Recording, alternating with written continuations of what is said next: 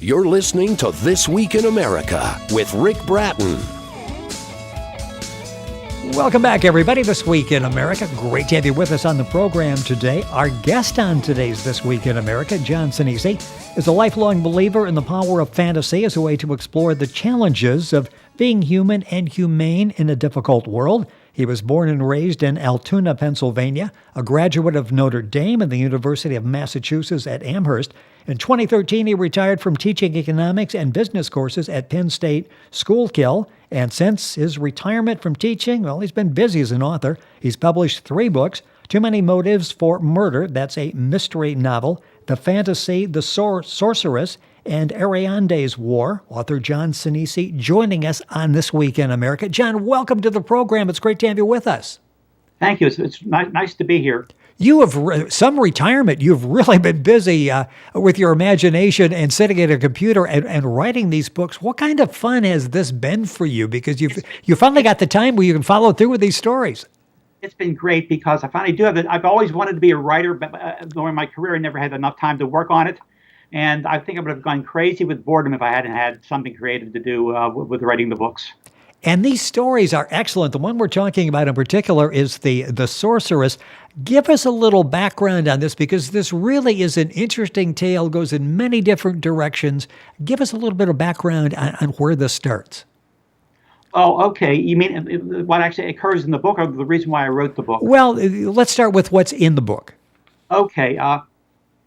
It concerns an imaginary community called Bezriel, which has a very unique religion, and they've suffered a lot of persecution, and because of the fact that the rumors are that they practice sorcery, and people are terrified of sorcery that has very negative connotations that can be used to injure people. And it turns out that they really do have powers of sorcery, but they usually use it for good rather than bad, but they're still persecuted. And the novel begins with 3 of them being on trial as witches, and the penalty would be death. Yeah, it grips you right off the bat when you start, and you've got the 3, and they're facing serious charges for sorcery. Where did this story come from? That's a very good question, and I wish I knew the answer. I guess it came from all sorts of books that I've read or movies that I've seen. As you probably know, it seems like today in the movies, half the films that are out there involve superheroes or mythologies of one sort or another. Yes. And I've been reading those for a long time. Like, I think I was the generation in college that first became enamored with The Lord of the Rings, and recently the Harry Potter craze. And another writer, I don't know how many people know him, Philip Pullman, who wrote his Dark Materials, a 3-volume thing that was turned into 1 movie, and a sequel is going to be published later this year. When did this begin for you? I get the impression it was at an early age you developed this interest. Well, I think when I was in high school, I took up one of these offers and joined the science fiction book club. And back then you could get books for just a couple of dollars, which is about all I could afford back then. And I really loved reading science fiction. And like Isaac Asimov and people like that. The thing with sorcery, I mean, I think I was really enamored of it. I don't know whether you ever saw the old TV show Charmed. Oh, yes, yes. Which was one of the first things that really presented witches in a good light. And of course, in my novel, there's going to be a conflict between those that use their witchcraft for good and those who use it for evil.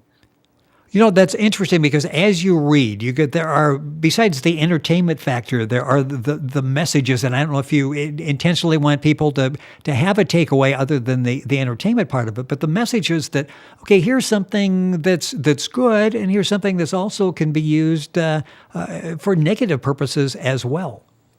Well, I think any type of power can be used either way. Yes.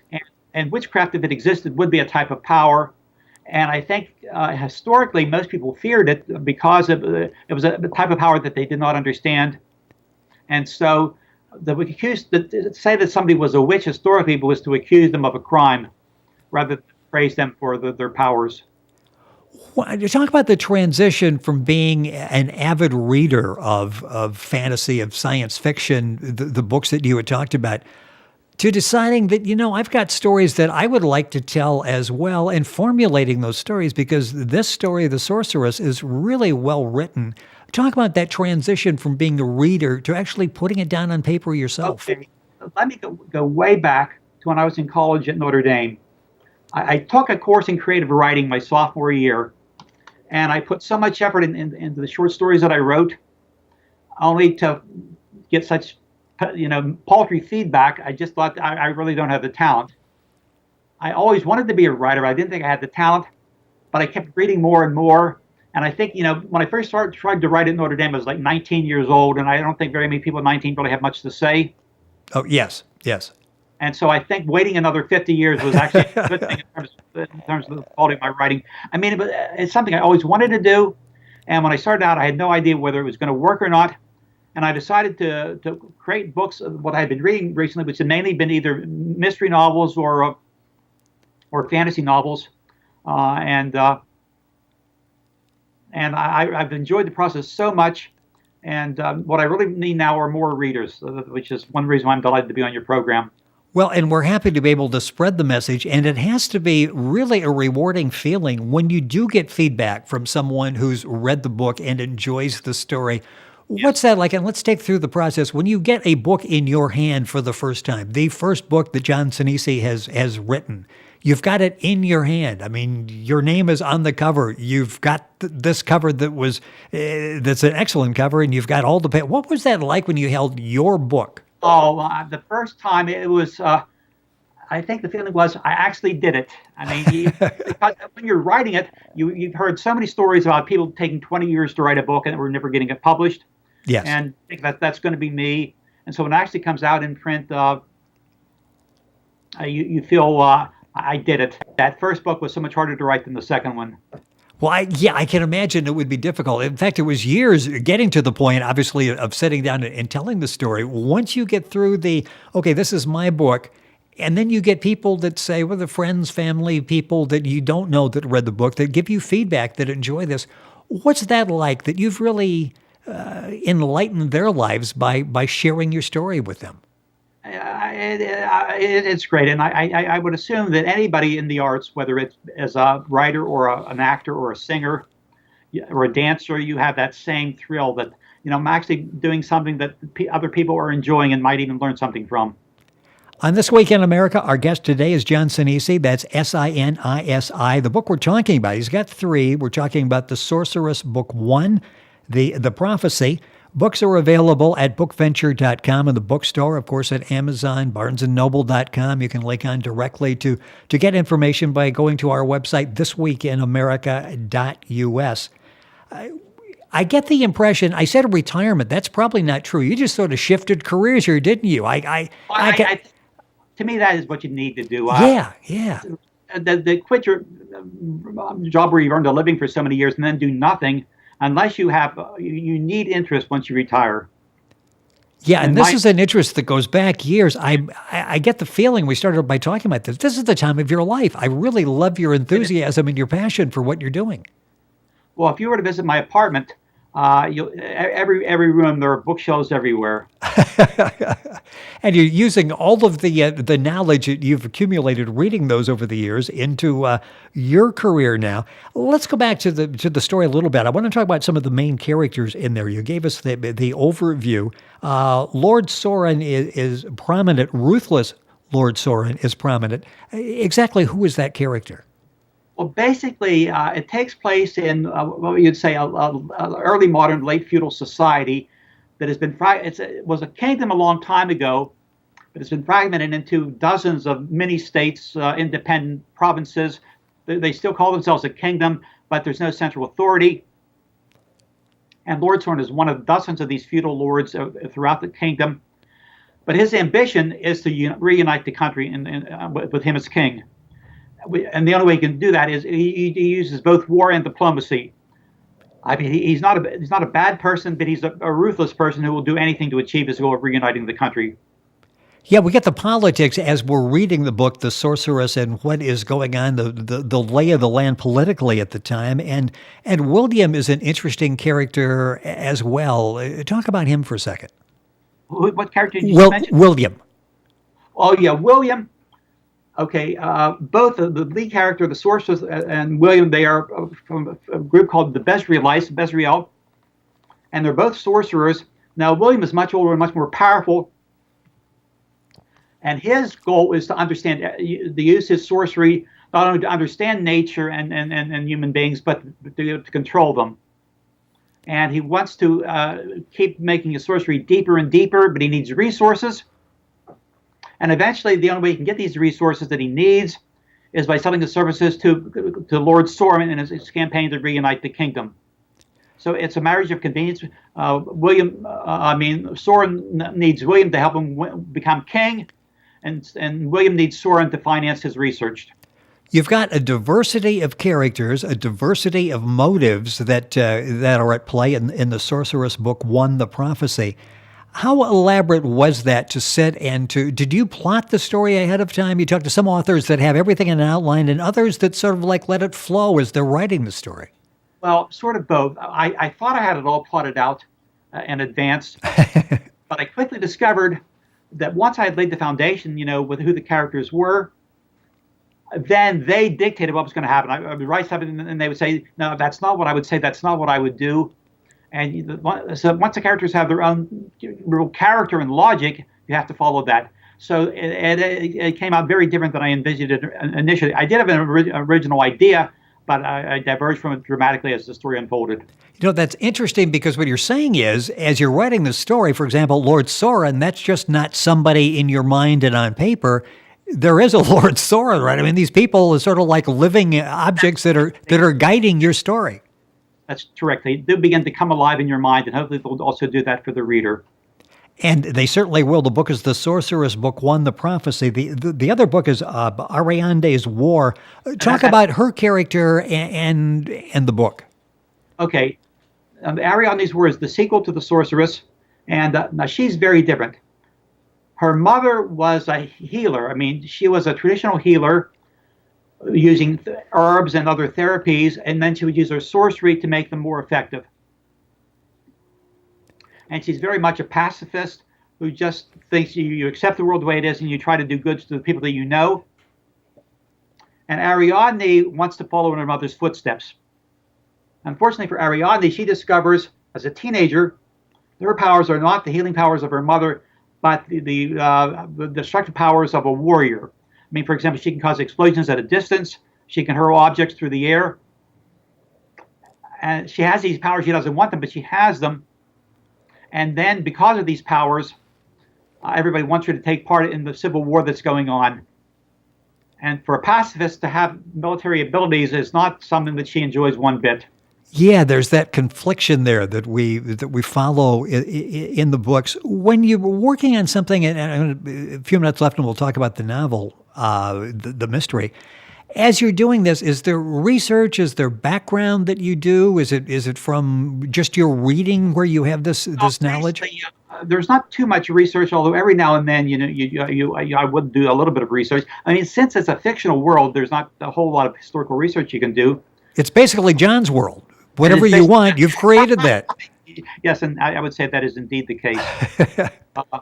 The other thing I would mention about the book is that when her mother was pregnant with Ariadne, she has a prophetic dream, and a figure from the past of her people appears to her and tells her she must name the child Ariadne, and this child will have tremendous powers and will lead her people either to freedom or to destruction.